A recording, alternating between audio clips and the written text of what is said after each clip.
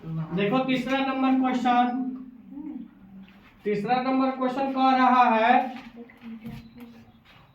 प्रत्येक मीटर की खुदाई के बाद एक कुआं खोदने की आई लागत, जबकि प्रथम मीटर खुदाई में लागत 150 रुपया है। तो पहला पद की क्या है जी, ए इक्वल टू 150 रुपया है।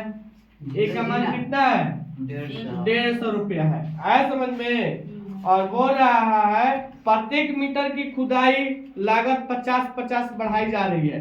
तो एक मीटर के बाद की खुदाई कितना रुपए बढ़ाया जा रहा है, 50 रुपया। तो डी का मान क्या हो जाएगा, 50 रुपया।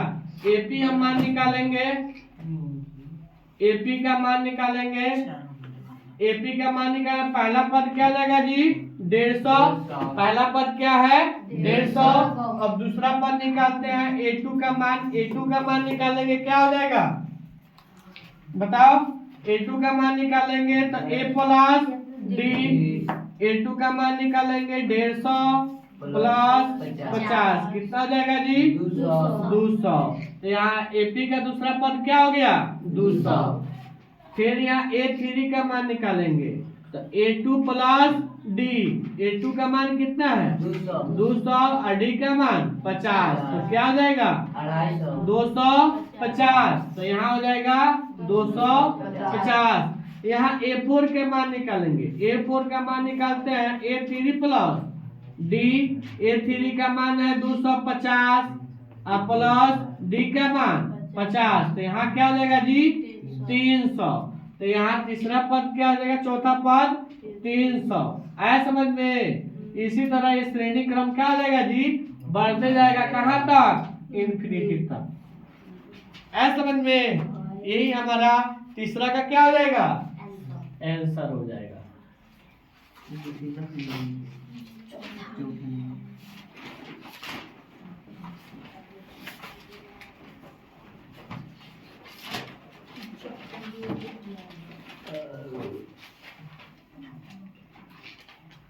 चौथा नंबर क्वेश्चन कह रहा है खाते में प्रत्येक वर्ष की मिश्रण, जबकि 1000 रुपया की राशि 8 वर्ष वार्षिक दर से चक्रवृद्धि ब्याज पर जमा की जाती है।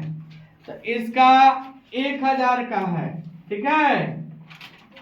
तो सर जी वार्षिक दर से चक्रवृद्धि ब्याज की जमा कराई जा रही है। तो मिश्रण ब्याज खाते में प्रत्येक वर्ष की मिश्रण ब्याज 8%, ठीक है। मिटा दे से